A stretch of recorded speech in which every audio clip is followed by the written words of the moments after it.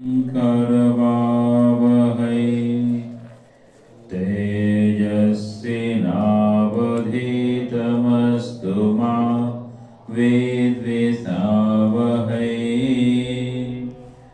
ॐ शान्ति शान्ति शान्तिः। हरिः ओम। अच्छा, এই শিবিরের আজকে দ্বিতীয় দিন না তৃতীয় দিন? তৃতীয় দিন। দ্বিতীয় দিন। তোমরা কবে এসেছো? আজই কত তারিখ? তাহলে কততম দিন হচ্ছে?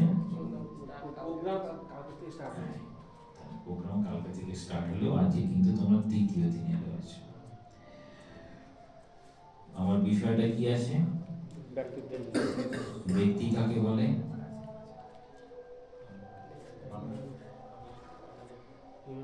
মানুষের চরিত্র। ব্যক্তি কাকে বলে? মানুষ হচ্ছে ব্যক্তি। বিশেষ বিশেষণ পড়েছে ছোটবেলায় সবাই নিশ্চয়। মাঠ কি হবে? মাঠ হচ্ছে বিশেষ, বিশেষণে কি হবে? মিঠু। গাছ থেকে কি হবে? কিছু। ব্যক্তি থেকে কিরকম হচ্ছে? ব্যক্তিত্ব। ঠিক আছে। মানুষ হচ্ছে মনুষ্যত্ব, ব্যক্তিত্ব। ব্যক্তিত্ব বললে খুব ভালো বোঝা যাবে না, যেহেতু ব্যক্তিত্ব, ব্যক্তি, ব্যক্তিত্ব সেটি আমাদের ভাষায় আমাদের শব্দ। যদি সেটা ইংরেজি শব্দ হয় তার নাম হচ্ছে পার্সোনালিটি। পার্সোনা থেকে পার্সোনালিটি। পার্সোনা শব্দের অর্থ হচ্ছে, গ্রিক বা ল্যাটিনে বলা হয় পার্সোনা মানে হচ্ছে মুখোশ। আগেকার দিনে যখন তারা যাত্রা, নাটক এসব যখন করত, বিভিন্ন চরিত্রে অভিনয় করার জন্য মুখে একটা করে মুখোশ পরত। তোমরা এখনো দেখতে পাবে, আমাদের যেমন ছৌ নাচে মুখোশ আছে, কুচিপুড়ি নাচে মুখোশ আছে, এরকম মুখোশ পরে নিয়ে মুখোশ পরে নিয়ে। তাহলে মুখোশটার নাম হচ্ছে পার্সোনা। সেই মুখোশে যদি ডেভেলপমেন্ট করা হয় পার্সোনালিটি, মুখোশের ডেভেলপমেন্ট আমাদের পার্সোনালিটি ডেভেলপমেন্ট করে, তাহলে আমাদের মুখোশের ডেভেলপমেন্ট করতে। এই মুখোশের ডেভেলপমেন্ট, এই ধারণা থেকে কিন্তু পার্সোনালিটি ডেভেলপমেন্ট বিদেশে সেটি চলে। কিরকম ভাবে চলে? তুমি মানুষটা যেমনই হও না কেন, তোমাকে সাহস দেখাতে হবে, তোমাকে প্রেজেন্টেবল হতে হবে। কথাটা হচ্ছে কর্পোরেট হাউসে প্রেজেন্টেবল। আমার যাই থাকুক না কেন, আমি একটা সুন্দর মোড়কে সেই বিষয়টাকে আমি বাজারে পণ্য করতে পারি। দেখবে জিনিসটা খুব ভালো, প্যাকেজিং ভালো না, মার্কেট আছে নেই, জিনিসটা খারাপ, সুন্দর প্যাকেজিং, সুন্দর অ্যাড দিয়েছে, সুন্দর অ্যাড দেয় বলে ছেঁড়া জিন্সগুলো বেশি দামে বিক্রি হয়, তাই তো ঘাড় ভেঙে যাবে, বাইরে চলে যাবে।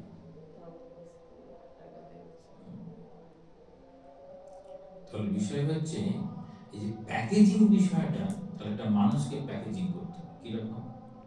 মানুষটা বাজারে যেতে চলে সেরকম করতে হবে। বাজারে চলার জন্য যা যা বিষয়গুলো থাকবে, বাজারে চলার জন্য যা যা বিষয়গুলো থাকবে সেগুলোকে দেখতে হবে যে সেগুলো ঠিক কেমন ভাবে চলে। এখন বলা থাক, বাজারের বিষয়গুলো যেমন ভাবে চলবে, ঠিক সেই বিষয়টাকে আমি একজন মানুষকে তৈরি করব, সেই মানুষের মধ্যে সেই বিকাশ দেখতে পাবো। সেই বিকাশের মধ্যে একটা থাকবে, যেটা আমি করছি তাতে আমার দৃঢ়তা আছে, তাতে আমার শক্তি আছে, আমি অভ্যাস করেছি। আরেকটা, আমি দেখাতে পারি কিন্তু ভেতরে আমার নেই। দেখাতে পারি ভেতরে আমার নেই।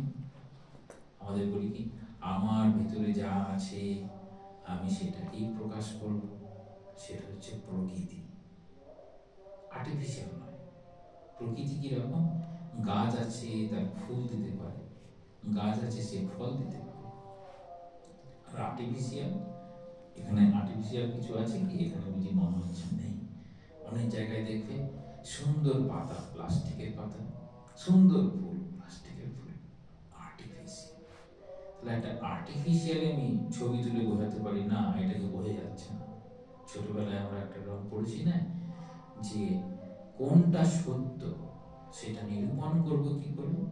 একটাতে প্লাস্টিকের ফুল দিয়েছে একটা টবে, আর একটাতে প্রকৃতিজাত ফুল রয়েছে, গাছের ফুল।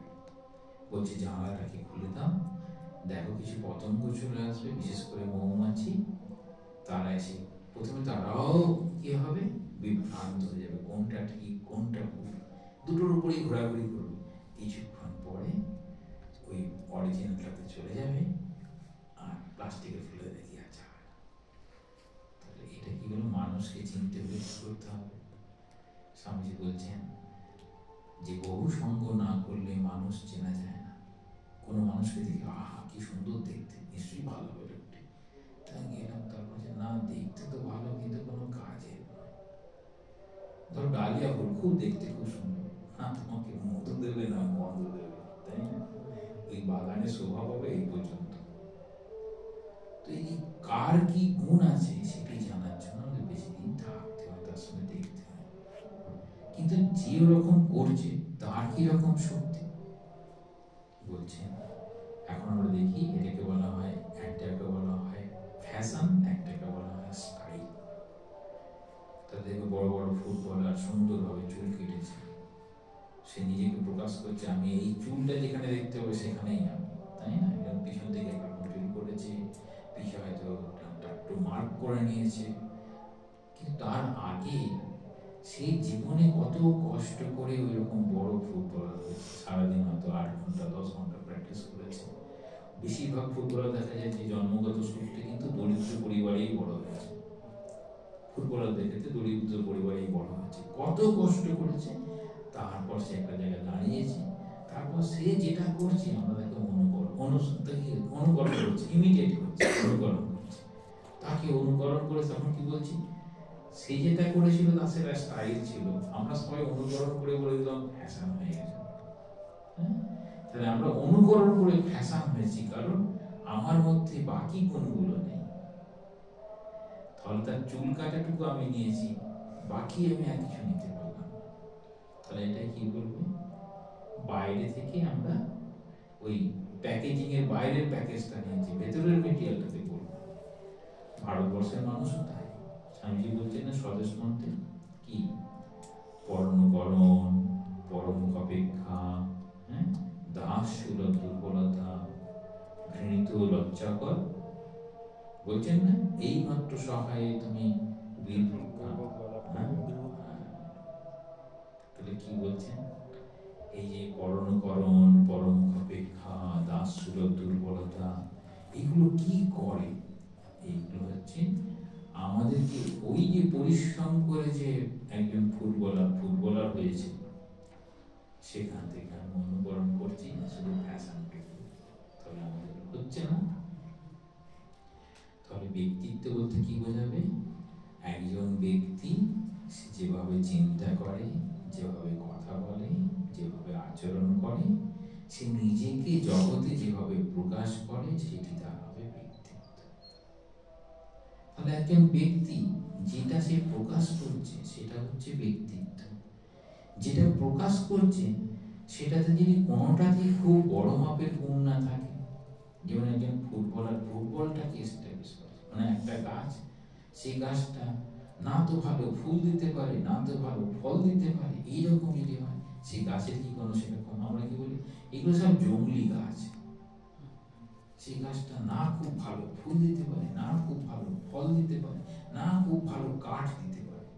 জঙ্গলের গাছ হচ্ছে শাল গাছ, কাঠ দিয়ে সে নিজের দেহটাকে দিতে পারে। কাঁঠাল গাছ খুব বড় কাঁঠাল করতে পারে। আম, কিন্তু এমন আম, সে আম তুমি মুখে দিতে পারবে না, সে আমটা জঙ্গলি আম। তার আগে কি বসিয়ে দেবো, জঙ্গল, মানে সেটি সংস্কার হয়। তাহলে যেটা সংস্কার হয় সেটাকে আমরা ঘরে রাখি, যেটা সংস্কার হয় না সেটাকে বাইরে রাখি, তাই তো?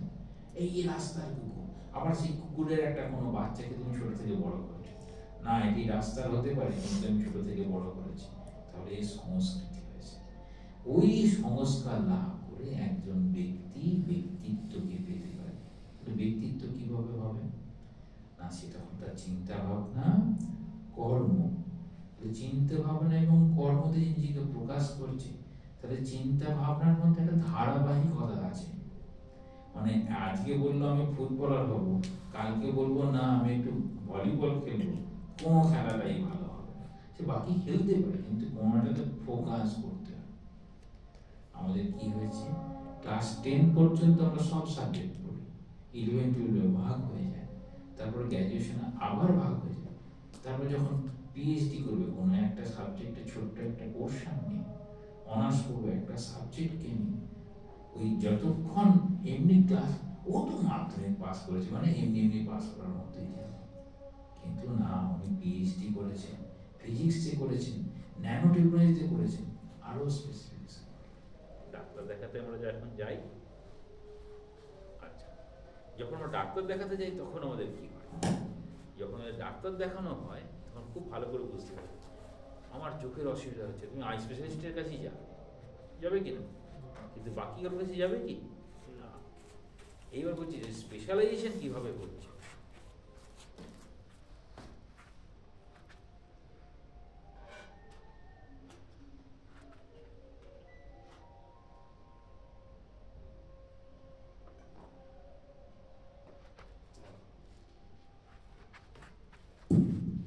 তাহলে স্পেশালাইজেশন কিভাবে হচ্ছে, যখনই স্পেশালাইজেশন হয় তার মধ্যে একটা বিশেষ বৈশিষ্ট্য আছে।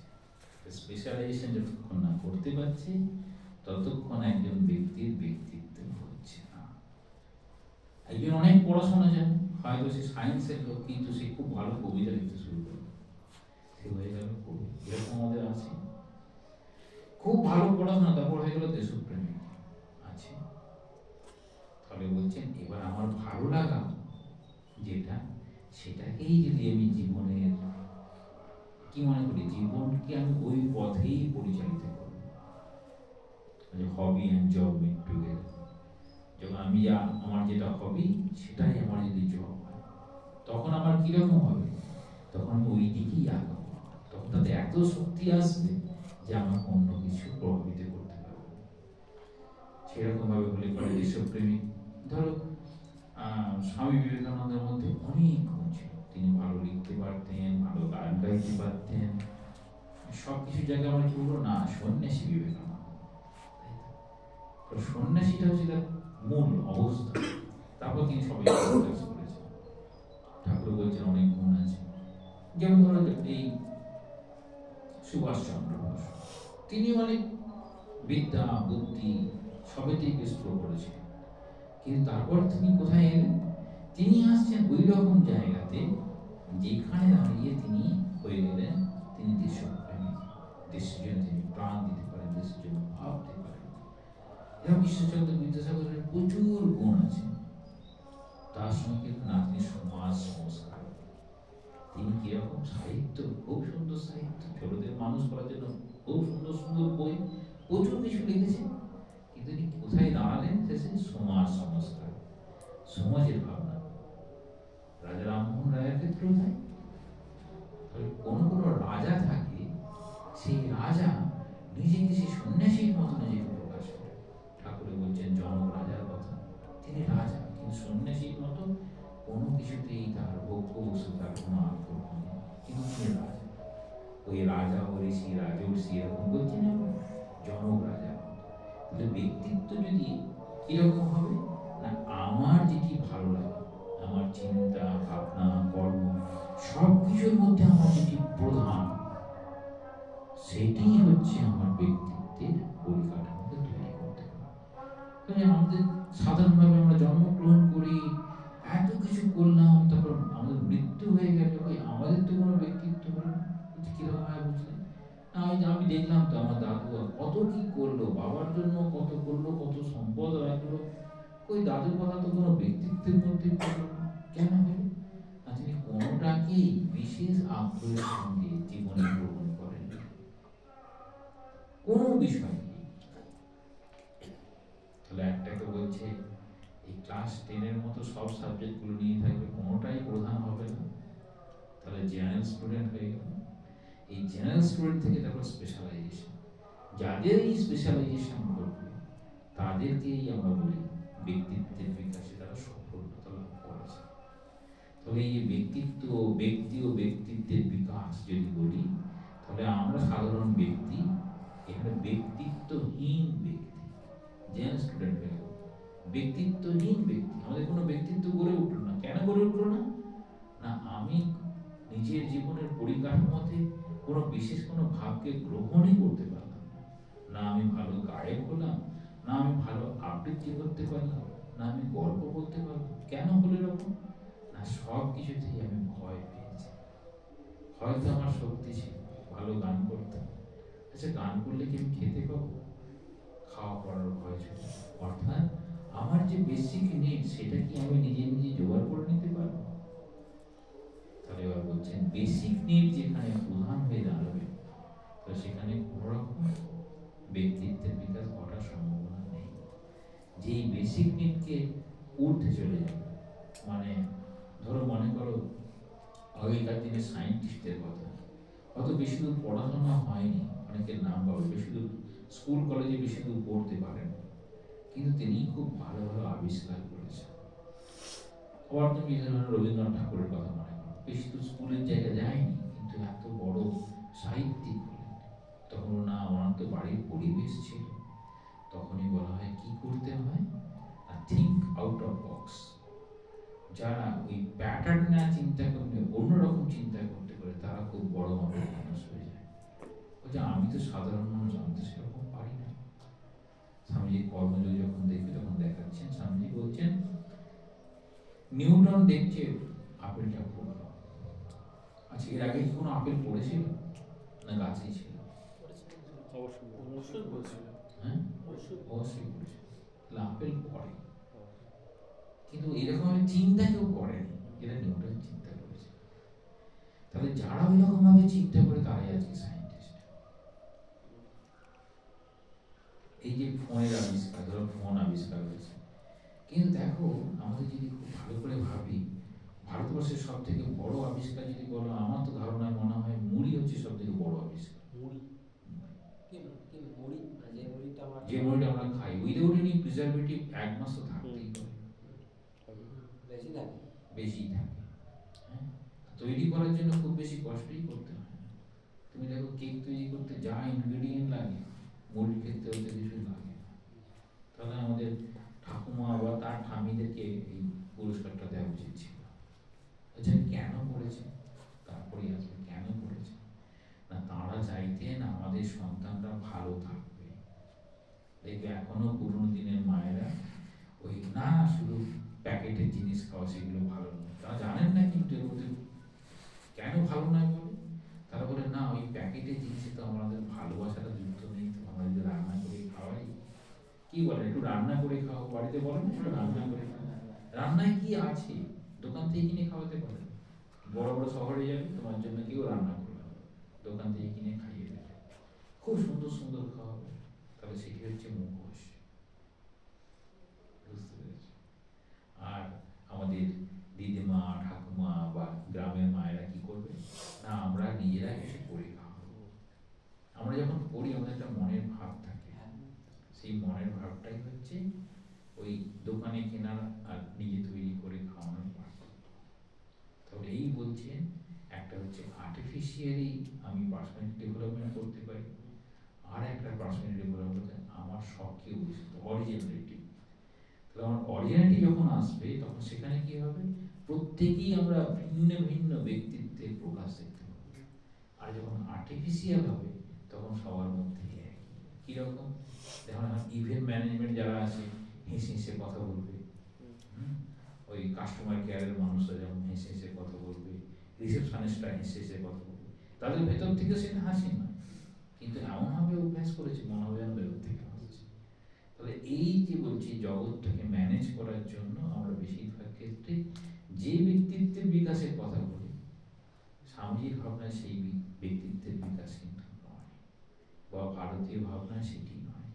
ওখানে কি বলছেন, আমাদের ফেসটা কি index of mind, face is the index of mind. আমাদের ফেসটা হচ্ছে মনের বহিঃপ্রকাশ, কিন্তু তুমি যদি ওরকমভাবে পার্সোনালিটি ডেভেলপমেন্ট করো, মনের বহিঃপ্রকাশ তোমার মুখ দিয়ে কিছুতেই প্রকাশ পাবে না। কারণ ভেতরে হয়তো রাগ আছে, এরকম আছে, ওরকম আছে। আচ্ছা, তাহলে কি ওটার কি একদম প্রয়োজন নেই? বলছে না, কিছুটা প্রয়োজন আছে।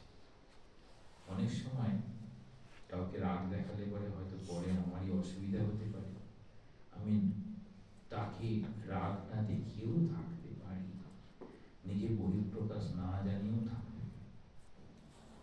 বলবেন স্বামীজির কর্মযোগে নিজ নিজ কর্মক্ষেত্র প্রত্যেকেই বড়, ওখানে মহানির্বাণ তন্ত্র থেকে পরপর উল্লেখ করছেন কিভাবে আমাদের এই জীবনযাপন করা উচিত, কিভাবে বন্ধু নির্বাচন করা উচিত।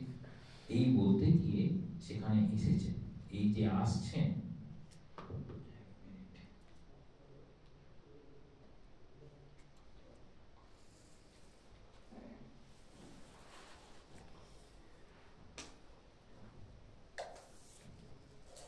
বন্ধু নির্বাচন করে আমরা কি করব? বন্ধু নির্বাচন করতে গেলে আমাদের তার সঙ্গে বিশেষ করে পরিচয় হতে হবে, অনেকদিন সঙ্গে থাকতে হবে, তার প্রত্যেকটা কর্ম পদ্ধতি, কর্ম দুটি দেখার চেষ্টা করতে হবে, তার ভেতরে অন্য কোনো মোটিভ আছে নাকি জানতে হবে, সত্যি তিনি আমার সঙ্গে ভালো যে ব্যবহার করছেন সেটি কি নিঃস্বার্থভাবে করছেন, না তার অন্তরালে কোনো অনুসন্ধিৎসা আছে। যখন আমরা দেখার চেষ্টা করব, তখন একটা মানুষকে পুরোপুরি জানার চেষ্টা করার জন্য ঠাকুরের কথা অনুযায়ী যে দিনে দেখবি রাতে দেখবি, আর কি বলছেন, ভক্ত হবি তো বোকা হবি কেন। অর্থাৎ ভগবান আমাদের বুদ্ধি দিয়েছে, চোখ কান মাথা দিয়েছে, চিন্তা ভাবনা করে সিদ্ধান্তে আসতে হবে। এবার আমার নিজের ব্যক্তিত্বের প্রকাশ কিরকম হবে, না আমি যেটাকে ধরবো, যতক্ষণ না আমি আমার সামর্থ্য অনুযায়ী সেই জায়গায় পৌঁছাতে পারছি, আমি থামবো না। স্বামীজি এক জায়গায় বলছেন বুলডগ টেনাসিটি, সেটা হচ্ছে বুলডগ টেনাসিটি যখন কামড়ে ধরে সে আর ছাড়বে না, সেই কামড়ে ধরে ছাড়বে না এই মানসিকতা তাকে সাফল্যের পথে নিয়ে যায়। যে বুলডগ টেনাসিটির কথা বলছে। আর একটা হচ্ছে উত্তিষ্ঠত জাগ্রত প্রাপ্য বড়া নিবোধত, বলছে না, মানে ওঠো জাগো, যতক্ষণ লক্ষ্যে পৌঁছাচ্ছ থেমো না। ওই লক্ষ্যে পৌঁছানো না পর্যন্ত থেমো না, সেটি আমাদের ব্যক্তিত্বের বিকাশ করে। যদি দেখি একটুখানি বাধা পেয়ে আমি আর আগালাম না, তাহলে আর কি আমাদের না দেশের প্রতি প্রেম জাগবে, না আমার যে সামর্থ্য আছে সেই সামর্থ্যটাকে তৈরি করতে পারবে। ধরো একটা গাছকে তুমি বাগানে ছেড়ে তুমি রুমে নিয়ে চলে গেলে, জানলার পাশে রেখেছো, গাছকে হাল ছেড়ে দেবে না নিজেকে ওই জানলার মধ্যে দিয়ে বের করার চেষ্টা করবে? বের করার চেষ্টা করবে। তবে যেমন গাছ, আমরা বলি গাছ তো অত বুদ্ধি নেই, যেখানে রাখি সেখানেই থাকে, কিন্তু তার ওই বুদ্ধিটা আছে যে আমাকে নিজেকে টিকিয়ে রাখার জন্য জানলা দিয়ে আমি বেরিয়ে পড়ি। হ্যাঁ, তুমি ঘাসের উপরে ইট রেখে দেখেছো? এক সপ্তাহ দু সপ্তাহ করে তুলে দেখবে সব হলুদ হয়ে গেছে, তারপর দেখো সে আবার শক্তি পেয়ে নিজে সবুজ হয়ে গেছে। তাহলে কি বলছে, যদি আমাদের উদ্যম থাকে, প্রচেষ্টা থাকে, কোনো কিছুই আমাদেরকে দাবিয়ে রাখতে পারবে না। কিন্তু চাই হচ্ছে ইচ্ছা শক্তি, মনের শক্তি। তো যেখানে মনের শক্তি প্রবল, সেখানেই একমাত্র ব্যক্তিত্ব গড়ে ওঠে। দেখো দুর্বল মন ব্যক্তিত্ব গড়তে দেয় না। দুর্বল মন কি খোঁজে, না আমরা যেখানে যত সুখ সুবিধা আছে সেই দিকে আমরা যাওয়ার চেষ্টা করি, সেটা দুর্বল মন। দুর্বল মন আর কি করে, দুর্বল মন সঙ্গী চায়, আমার সঙ্গে কেউ আছে, নইলে আমি যাবো না বাবা, রাস্তা হারিয়ে ফেলবো। আর যাদের সবল মন, কি আছে হারিয়ে গেলে লোককে জিজ্ঞাসা করবো, সেখানে গিয়ে আবার জিজ্ঞাসা করে পৌঁছে যাবো। কিন্তু এই মাঝ রাস্তায় কাজ ছেড়ে দেওয়া, মাঝ পথে গিয়ে হাল ছেড়ে দেওয়া, এটি হচ্ছে দুর্বল মস্তিষ্কের কি বহিঃপ্রকাশ।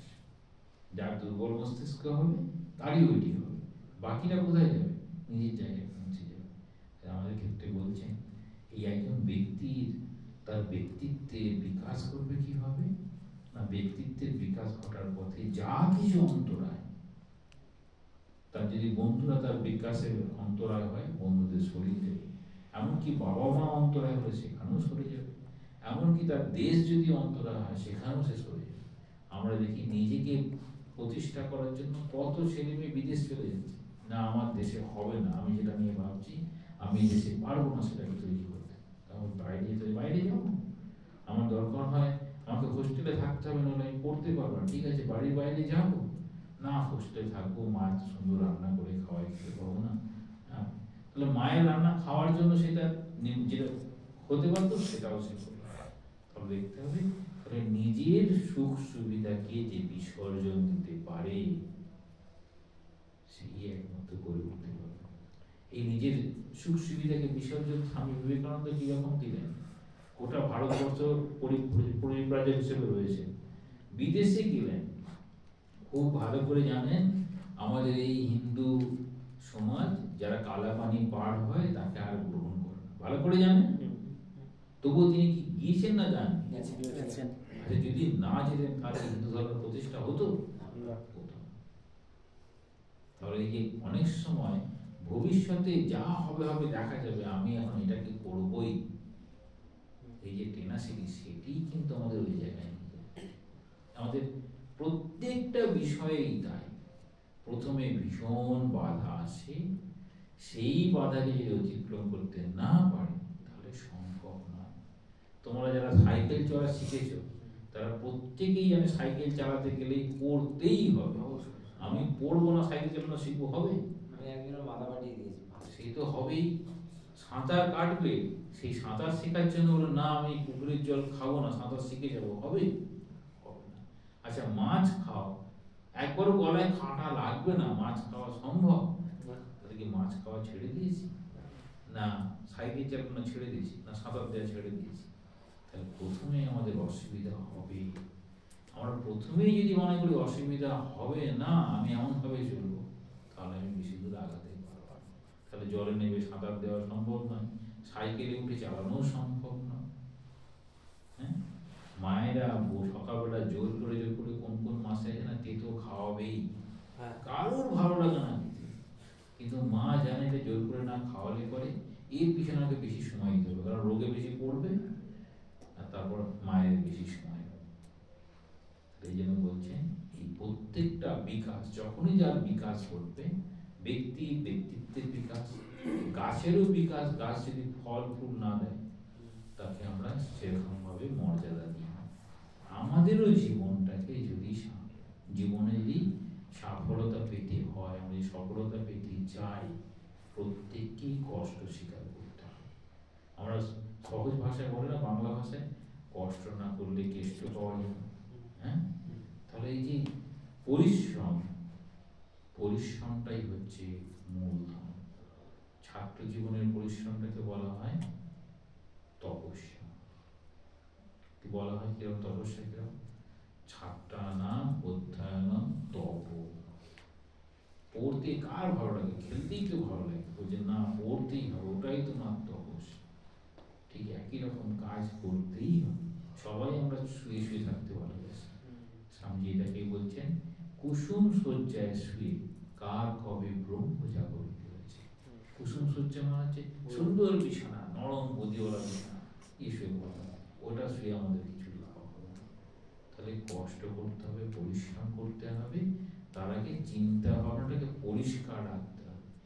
সঠিক চিন্তা ভাবনা, কতদিনে যেমন বলছিলাম, উদ্দেশ্য, উপায়, কর্মপদ্ধতি, কর্ম, সেটির উপর নির্ভর করবে আমাদের ব্যক্তিত্বের বিকাশ। প্রথমে উদ্দেশ্যকে ঠিক করতে হবে। এই উদ্দেশ্য স্বামীজি খুব বলছেন কি, arise and stop not till the goal is reached. গোল বলেছেন, এই গোল কত রকম হয়? একটা হচ্ছে এখন গোল কি, এই ক্লাসটা হয়ে গেলে তারপর ডাইনিং হলে যাবো, এটা গোল আছে। এটা হচ্ছে ইমিডিয়েট, এখন। তারপরে অ্যাপারেন্টলি পার্মানেন্ট, পার্মানেন্ট না, অ্যাপারেন্টলি পার্মানেন্ট, এটা টেম্পোরারি। অ্যাপারেন্টলি পার্মানেন্ট মানে হচ্ছে না আমি ওইটা করলে ভালো হয়, সেইটা করলে ভালো হয়, অ্যাপারেন্টলি পার্মানেন্ট। আর একটা হচ্ছে আলটিমেট। আলটিমেট আমাদের মৃত্যু হবে, সেই সময় আমরা সদ উদ্দেশ্যে জীবন যেতে পারি, বা ভগবান লাভ করব, বা মনের শান্তি লাভ করবো, যেটা আলটিমেট। তাহলে গোলটা তিন ভাগে ভাগ হয়। এখন এখন এই যে ব্যক্তিত্বের বিকাশ যদি হয়, তাহলে যদি সম্পদ প্রতিপত্তির দিক দিয়ে হয়, অ্যাপারেন্টলি পারবো না। একটা বাড়ি করলাম, এটা কি অনন্তকালের জন্য থাকে? কোনো কিছু স্থাপত্য অনন্তকালের জন্য থাকে না। ভগবান গীতাতে খুব সুন্দর বলেছেন যে মৃত্যু সর্বহরশ্চাহম উদ্ভবশ্চ ভবিষ্যতাম কীর্তি শ্রীবাক্য নারীণাম স্মৃতির মেধাদৃতি। মানে মৃত্যু সর্বহরশ্চাহ, মৃত্যুতে সব হারিয়ে যাবে। একটা বাড়িরও মৃত্যু হবে, একটা গাছেরও মৃত্যু হবে, হ্যাঁ, সব সবারও মৃত্যু হবে, থাকবে না কিছু।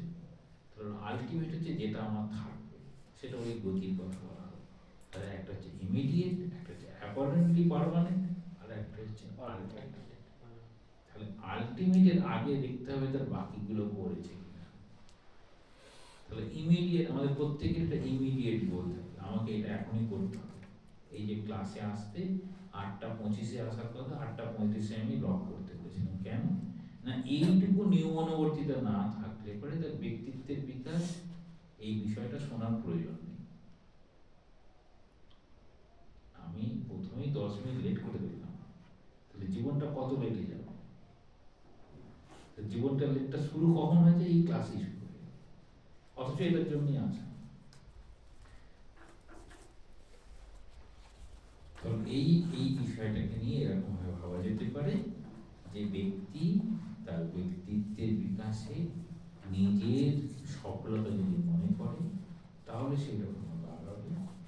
আর না, আমি সুখে জীবন কাটাবো, আছে না চার ভাগের নীতিটা এরকম আছে, যে এরকম ধার করে হলো ঘি পান করো, যতদিন বাঁচবে সুখে বাঁচবে, যাবৎ জীবে সুখম জীবে, এরকম আছে। ঋতম কৃত, এইসব মানে একদম বাস্তববাদী আর কি।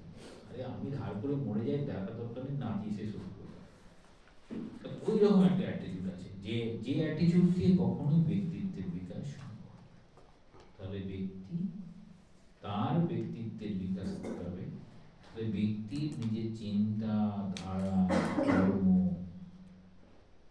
তার ভাবনা, তার উদ্দেশ্য, তাহলে উদ্দেশ্যের পাঠগুলো যদি ঠিক ঠিক ধরে রাখে, আমি সৎ পথে জীবন কাটাবো না অসৎ পথে জীবন কাটাবো, অসৎ পথেও মহান হয়ে যায়, সৎ পথেও মহান হয়ে যায়। কেন না, আমার তো রামায়ণ তাই বলে, অসৎভাবে রাবণ যদি মহৎ মানে নাম রেখেছে, স্বামী যদি বলেন যে জন্মের জন্য একটা দাগ রেখে যায়, তাহলে রাবণ তো কম দাগ রাখেনি, একদম রামের সঙ্গে যুদ্ধ করেছে, তাই না? কোনটাকে, রামকে অনুসরণ করবো না রাবণকে অনুসরণ করবো? আমার জীবনটাকে আমি কিভাবে নিয়ে যাব? তাহলে এটা হচ্ছে আমাদের প্রত্যেকটা। রাবণও কিন্তু ওই জায়গায় পৌঁছানোর আগে প্রচুর তপস্যা করেছিল। রামও এরকম অস্ত্রবিদ্যা শেখার জন্য প্রচুর অভ্যাস করেছেন, জঙ্গলে গিয়েছেন, গুরুগৃহে ছিলেন, তারপর এরকম চলেছেন। কেউ এমনি এমনি কেউ বড় হয়ে যায়, এমনকি গাছগুলো এমনি এমনি বড় হয় না। আমি জল দিতে পারি, গাছ যদি নিজে না নেয় গাছ বড় হবে? হ্যাঁ, আমার কাছে খাবার থাকতে পারে, আমি খেলাম না, খাবার খাওয়াটা হয়ে যাবে? হবে। আমাকে করতে হবে সমস্ত বিষয়টা। আমি না, ঠাকুর যা করেন তাই হয়, তাই কি তুমি খেলে তোমার ওই কি ঠাকুর হজম করলাম, তুমি হজম করলে? বুঝে না, ওইটা আমি করি, বাকি ঠাকুর করে। এই অর্ধেক অর্ধেক করাটা আমাদের প্রবলেম। হয় মনে করতে হবে পুরোটাই ঠাকুর করে, মানে আমি পুরোটাই। স্বামী যেমন বলছেন, এসব সাধারণ মানুষ আমরা হচ্ছে কর্মের অধীনে জন্মগ্রহণ করি, শুভ কর্মে করলে শুভ হবে, স্বামী শুভ কর্মে শুভ, মন্দে মন্দ ফল, এ নিয়ম রোধে নাই কারো বল। তাহলে শুভ কর্মে শুভ, শুভ কর্ম করেছি বলে এখন আশ্রমে এসে ঠাকুরের কথা শুনছি, ঠাকুর ঘরে গিয়ে বসতে পারছি, তাহলে শুভ কর্ম কিছু ছিল না, ঠাকুর করে দিয়েছে, সবাই ঠাকুর করে দিয়েছে। এটা কিভাবে নিয়মের অধীন কিভাবে হয়, সেই নিয়মের অধীনেই আমি কি করে আমার এই ব্যক্তিত্বে পৌঁছাতে পারি। নিয়মের অধীনে মানে আমি ওরকম কর্ম করবো যাতে আমার জীবনটা এরকম হয়। প্রত্যেকেই ঠাকুর মা স্বামীজির কাছে প্রার্থনা করি, প্রত্যেকের ভাবনা নিজের জীবনে প্রতিফলিত করে নিজের জীবনটাকে একটা আদর্শকে সামনে রেখে চলার চেষ্টা করতে পারো, যে চেষ্টা আমরা প্রত্যেকেই করার চেষ্টা করি। আমরাও অনেক সময় ওই চলতে চলতে হোঁচট অনেকেই খায়, পথ সবসময় কঠিন। স্বামীজি বলছেন, যে বলা হয় উত্তিষ্ঠত জাগ্রত প্রাপ্য বড়া নিবদত কুরস্য ধারা নিশিতা দূরত্বয় দুর্গম পথস্থা কবয় বসন্তি। কুরস্য ধারা কুরের ধারের মতো কঠিন, নিজের উদ্দেশ্য মাঝে মাঝে পিছলে যেতে পারে, যে উদ্দেশ্যই পিছলে যেতে পারে। এবার হচ্ছে এই কঠিন পথ কারা বলেছেন? কবি মানে জ্ঞানী, যারা জ্ঞানী তারা বলছেন এই পথটাই কঠিন। নিজের জীবন, সে তুমি সাধু হিসেবে জীবন যাপন করো, আর তুমি তোমার সংসারে জীবন যাপন করো, বা তুমি নিজের জীবনে যেটি হতে চাও সেভাবে জীবন যাপন করো, তাহলে যে ধরে রাখা সেটা কিন্তু কঠিন। সেই কঠিন পথে ঠাকুরমার আমি যদি আশীর্বাদ থাকে আর নিজেদের যদি চেষ্টা থাকে, অবশ্যই আমরা সফল হব। ওম শান্তি শান্তি শান্তি। হরি ওম তস্য শ্রীরামকৃষ্ণ